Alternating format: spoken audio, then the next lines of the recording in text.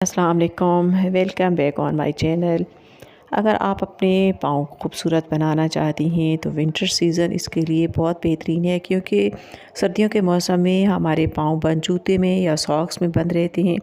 तो इस मौसम में हम अपने पाँव की केयर बहुत अच्छे तरीके से कर सकते हैं। और अगर हाथ पाँव की अच्छे से केयर ना की जाए तो सर्दियों में ही हाथ पाँव ख़राब भी बहुत जल्दी होते हैं। अगर सर्दियों के मौसम में हाथ पाँव की अच्छे से केयर की जाए तो गर्मियों के आने तक हाथ पाँव खूबसूरत रहते हैं और गर्मियों में ज़्यादा केयर की ज़रूरत भी नहीं होती। अगर आप भी अपने पैरों को सिंड्रेला फुट बनाना चाहती हैं और आप चाहती हैं आपके पाँव में सिंड्रेला शूज़ की तरह हर जूता प्यारा लगे, तो आप इस रेमेडी को ज़रूर ट्राई कीजिएगा। एक ही रेमेडी को मैंने दो मुख्तलिफ तरीक़ों से बनाया है। एक हाथ पाँव को नरम रखने के लिए है, जबकि दूसरी रेमेडी क्रिस्मा क्रीम की तरह हाथ पाँव को सफ़ेद रखने के लिए है।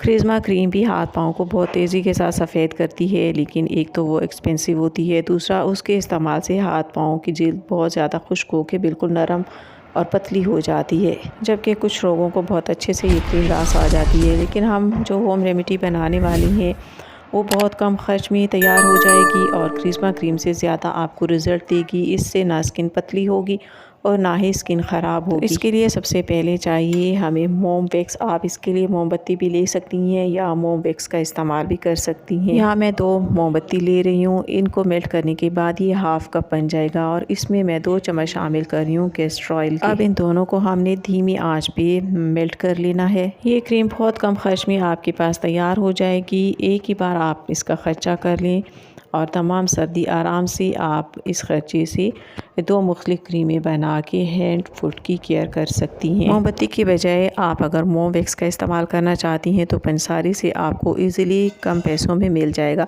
इन दोनों को मेल्ट करने के बाद एक शीशे के बाउल में निकालना है और इसमें अब हम शामिल करते हैं इसके बाकी इंग्रेडिएंट्स। मोम वैक्स में 2 से 3 चम्मच कैस्टर ऑयल मिक्स करके उसको मेल्ट करने के बाद ये तकरीबन हाफ़ कप बन गया है।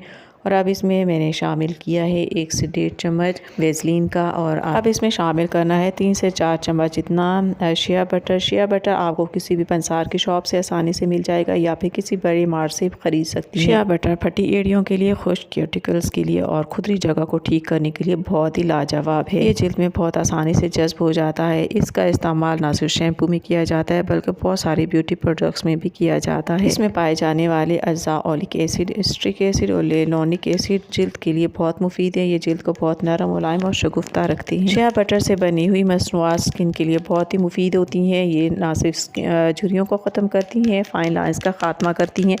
आप इससे मुख्तलिफ क्रीमें घर पे भी बना सकते हैं। मोम वैक्स में पेट्रोलियम जेली और शिया बटर को हमने डाल के बहुत अच्छे से इसको फेंटना है। इसको इतनी देर फेंटना है कि ये बिल्कुल इसमें लम्स बाकी ना रहें। इसको बहुत अच्छे से मिक्सिंग करने के बाद इसको 2 हिस्सों में तकसीम कर लेना है। एक आप अलग किसी छोटे जार में निकालें, क्योंकि ये हमारे हाथ पाँव को नरम रखने के लिए एक क्रीम है।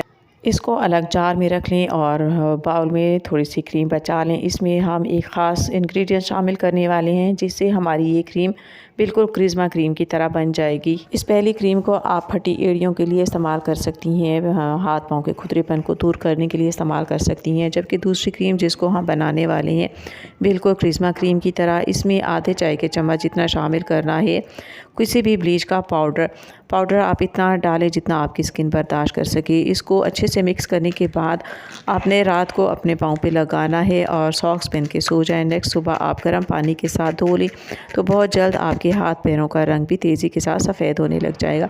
उम्मीद करती हूँ मेरी आज की वीडियो आपको पसंद आई होगी। वीडियो पसंद आए तो लाइक शेयर कमेंट ज़रूर कीजिएगा। मिलते हैं नेक्स्ट वीडियो में, तब तक के लिए अल्लाह हाफिज़।